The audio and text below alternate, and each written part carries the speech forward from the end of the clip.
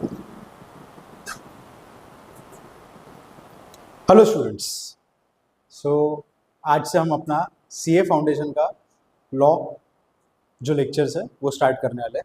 ठीक है, तो लॉ के इसमें फर्स्ट जो है हमारा फर्स्ट चैप्टर आता है इंडियन रेगुलेटरी फ्रेमवर्क, जिसमें हमको बताया गया कि व्हाट इज लॉ, लॉ की चीज़ें क्या क्या होता है, लॉ कौन बनाता है, who is the source and what we have to obey. ठीक है, तो लॉ जो है ये हमको सीए फाउंडेशन में क्यों है। देख, फर्स्ट क्वेश्चन तो हमको यही आएगा कि सीए फाउंडेशन में लॉ की क्या जरूरत है। हम तो चार्टर्ड अकाउंटेंट्स हैं, हम थोड़ी ना लॉयर्स हैं जो हमको लॉ पढ़ना जरूरी है। But it is very essential. Why? Because law एक ऐसा सब्जेक्ट है, लॉ एक ऐसा पार्ट है हमारी लाइफ का जो बहुत ज़्यादा इसेंशियल होता है। तो इसी इसेंशियल पार्ट को, क्योंकि हमारे जितने भी रेगुलेटरी सिस्टम्स है, जो भी चीज़ें हैं, हमको लॉ से ज़्यादा बहुत ज़्यादा रिलेट करना पड़ता है।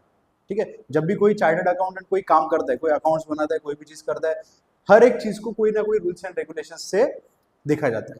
तो वही रूल्स एंड रेगुलेशन जो है वो हमको लॉ के थ्रू ही मिलते हैं। इसलिए हमको लॉ के बारे में सीखना इट्स वेरी इंपॉर्टेंट। ठीक है, क्योंकि अगर हम लॉ के बारे में सीखेंगे नहीं, हमको फ्रेमवर्क पता नहीं रहेगा, हमको क्या होता है लॉ अगर पता नहीं रहेगा, तो हम कभी सीख नहीं पाएंगे, हम किसी तरह से काम नहीं कर पाएंगे। इसलिए दो being a chartered accountant you have to learn law. ठीक है, that's why chartered accountant is very very related to law. ठीक है, because chartered accountant is the first level of contact in any legal matter. ठीक है, तो chartered accountant के पास ही लोग जाएंगे, कोई भी अगर लीगल मैटर रहा, कोई भी चीज रही, नोटिस आ रही है, इनकम टैक्स का नोटिस आ रहा है ना, क्योंकि कोई भी बिजनेस ट्रांजैक्शन हम कर रहे हैं, कॉन्ट्रैक्ट कर रहे हैं किसी के भी साथ, किसी के साथ बात कर रहे हैं, है ना, everything converts into contract and everything converts into law.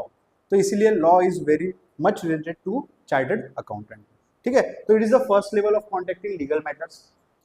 तो लॉ हमको बहुत सारी चीजें प्रोवाइड करता है, उसमें से दो इंपॉर्टेंट चीज है कि it provides framework for rules and regulations. तो एक फ्रेमवर्क जो है, हमको काम करने के लिए जो एक प्रोसीजर होती है, हमको काम करने के लिए जो एक टेबल होता है, ठीक है, step by step, first step, second step, third step, वो सारी की सारी चीजें जो है वो हमको लॉ प्रोवाइड करता है। ठीक है, और कोई हमको ये चीजें प्रोवाइड नहीं करता। ठीक है, तो लॉ के पास है रूल्स एंड रेगुलेशंस, वही रूल्स एंड रेगुलेशंस का यूज करके हम लोगों के पास पूरा का पूरा एक फ्रेमवर्क, एक ढांचा, एक स्ट्रक्चर हमारे पास आ जाएगा जिसके थ्रू हम लोग काम कर सकेंगे।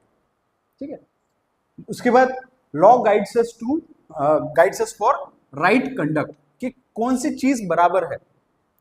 मतलब हम जो भी चीजें कर रहे हैं हमारे डेली लाइफ में, हमारे लाइफ में हम कोई भी चीज कर रहे हैं, हम लोग कोई चीज खरीद रहे हैं, हम लोग कोई चीज बेच रहे हैं, है ना। अब कोई अगर ऐसा कुछ कर दे, वो चीज इलीगल है। समझ लो कोई भी अगर शराब का बिजनेस कर रहे हैं, और अगर शराब का बिजनेस उनको पता है कि भाई 18 साल के नीचे का पर्सन है, वो तो शराब बेच ही नहीं सकता, शराब बेचना क्या पी भी नहीं सकता, तो भी वो पर्सन अगर शॉप में जाके शराब खरीद रहे हैं, will it be a fair thing? नहीं, क्योंकि rules and regulations are very strict. ठीक है, तो हमको राइट कंडक्ट क्या है वो चीजों के बारे में गाइड करता है ये। ठीक है, तो law has many of the objectives. ठीक है, जो हमको सीए में बहुत ज्यादा काम आने वाले हैं। ठीक है, तो ये बहुत दो इंपॉर्टेंट चीजें हैं जो हमको इसमें मिली है। देन उसके बाद हम थोड़ा बहुत हिस्ट्री भी जान लेते हैं लॉ की।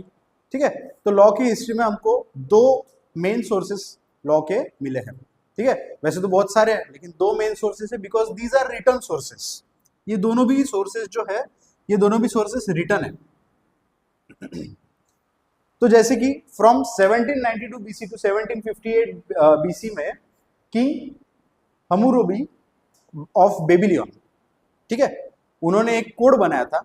ठीक है, जो एक प्रॉपर स्ट्रक्चर्ड, उसमें थोड़ा बहुत लिखा था कि what is the purpose of people, what people should do, ये सारी चीजें इसमें दी हुई है। तो कोड ऑफ हम्मुरबी जो बनाया गया था 1792 से 1758 बीसी में, वो बनाया गया था बाय किंग हम्मुरबी ऑफ बेबीलोन। तो इसके ऊपर एमसीक्यूज भी आ सकते हैं। ठीक है, तो ये बहुत इंपॉर्टेंट पार्ट है। And where it was written on stone slabs. उस वक्त पत्थरों के ऊपर कोर के उन्होंने वो चीजें बनाई थी। ठीक है, रिटन ऑन स्टोन स्लैब्स।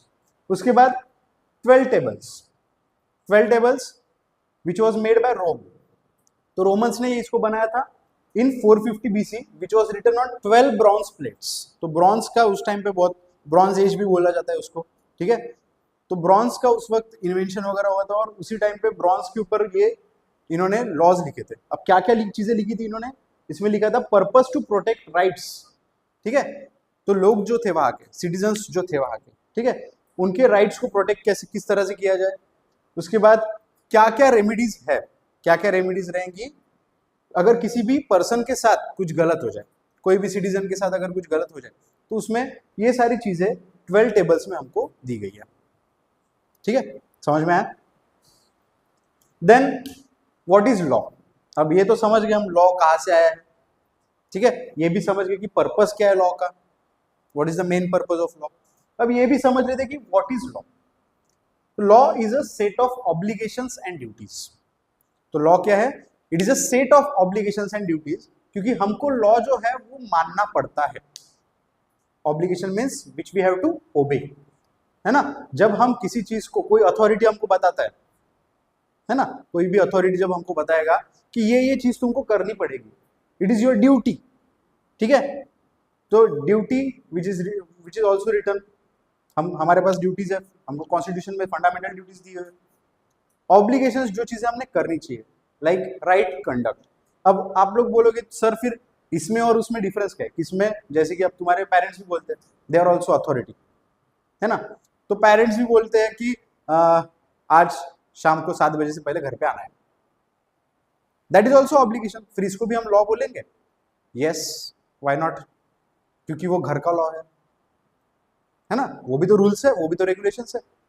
तो law is nothing but it is just a part of your life, ठीक है। तो वो भी लॉ है, लेकिन इस लॉ से क्या डिफरेंट है, ये लॉज रिटन है, ठीक है, which was impose by government. तो गवर्नमेंट इसको इम्पोज करता है, ये लॉज को गवर्नमेंट इम्पोज करता है, नॉट योर पेरेंट्स, है ना। तो इसीलिए इसको लॉ हो जाता है, समझे। तो law is a set of obligation and duties imposed by government. तो गवर्नमेंट इज एन अथॉरिटी, ऐसी अथॉरिटी जो हमारे ऊपर राज करती है, लेकिन उसका पर्पस क्या है, for securing welfare and providing justice to society. तो गवर्नमेंट का एक मेन पर्पस है, ठीक है। गवर्नमेंट क्यों काम करती है, it works for securing our welfare. तो हमारा वेलफेयर, हमारी अच्छाई के लिए, हमारी भलाई के लिए ये काम करती है। एंड प्रोवाइडिंग जस्टिस, हमको क्या प्रोवाइड करती है, जस्टिस प्रोवाइड करती है, ठीक है। वी आर दी सोसाइटी, इस सोसाइटी को जस्टिस और वेलफेयर देने का काम जो है ये लॉ करती है, ठीक है। तो ये गवर्नमेंट का काम होता है इन सारे लॉस को इम्पोज करना, जो हमको ऑब्लिगेशंस दे, ड्यूटीज दे, what are the right conducts वो हमको बताए, ठीक है। हमारे राइट्स भी बताए, हमारे ड्यूटीज भी बताए, वही काम होता है लॉ का। And that's how the law is. Thank you for the introduction.